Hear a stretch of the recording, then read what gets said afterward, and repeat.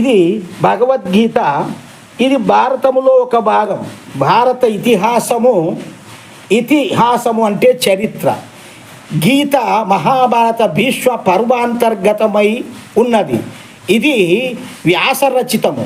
కొందరు గీతను ఉపనిషత్తుగానే ప్రచారం చేస్తున్నారు. గీతోపనిషత్తు అని కూడా గ్రంథములలో రాయిచున్నారు. ఉపనిషత్తులలోని శ్లోకములను అనుసరించి సమానార్థకములుగా కొన్ని శ్లోకములు గీతలో రచింపబడి ఉండవచ్చును. అంత మాత్రమున భగవద్గీత ఉపనిషత్తు ఎట్లు కాగలదు? ఇది ఇట్లుండగా ఉపనిషత్తులకేమో వేద శిరస్సులని, వేద శిఖలని, వేదాంతములని పేరు పెట్టి ప్రచారం చేయుచున్నారు.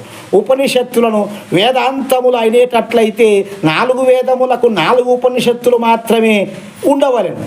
కానీ ప్రస్తుతం ఉపనిషత్తుల పేరుతో సుమారు 4 లేక 500 పుస్తకాలు ప్రచారంలో ఉన్నవి. చూడండి అయ్యా ఎన్ని ఉపనిషత్తులు. వాడిని చూసి ఈయన చూసి వాడు చూసి రాసుకోవడమే నాది గొప్ప, నేను గొప్ప అని. కానీ వేదములు కోట్ల సంవత్సరాలైనా కూడా 4 ఉన్నవి. ఎందుకంటే దాన్ని ఎవరు మార్చలేరు, ఎవరు వానిలాగా రాయలేరు. ఆ జ్ఞానము లేదు, ఆ ఛందస్సు లేదు, వాటిని పలకరించడానికి చదవడానికి కూడా జ్ఞానం లేదు ఈ పండితులకు. కాబట్టి 4 వేదములు అట్లాగే ఉన్నవి. వీరిలో సాంప్రదాయకులు, అద్వైత మత సాంప్రదాయకులు ఉపనిషత్తులను మాత్రమే ప్రమాణంగా అంగీకరించుతారు కొందరు.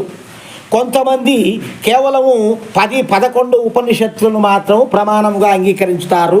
ఇక 400-500 ఉపనిషత్తులను అంగీకరించే వాళ్ళు మూర్ఖులు, పరమ మూర్ఖులు. కాబట్టి ఈ విధంగా సత్యాన్ని తెలుసుకున్నటకు వేదమునే ఆశ్రయించమని, అది వేదము పరమాత్మ ఇచ్చేటువంటి స్వతః ప్రమాణమని మనకు మహర్షులు చెప్పారు. దానినే మహర్షి దయానందుడు లోకానికి అందించారు.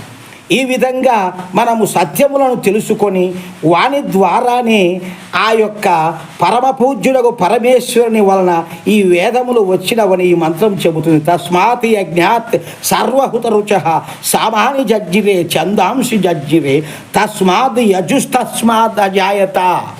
అంటే పరమాత్ముడు చెబుతున్నాడు, ఈ యజుర్వేదము, ఈ ఋగ్వేదము ఇవన్నీ నా వల్లనే పుట్టిన ఈ సామవేదము, అథర్వ వేదము నేనే ఉత్పత్తి చేశాను, నా వల్లనే ఉద్భవించాయి. కానీ ఇందులో నా యొక్క జ్ఞానమే సత్యము. దీన్ని తప్ప మరి దేన్ని కూడా ఎవరు కూడా మీరు వాటి జోలికి పోకూడదు, వాటిని ఆచరించకూడదని పరమాత్మనే చెప్పాడు.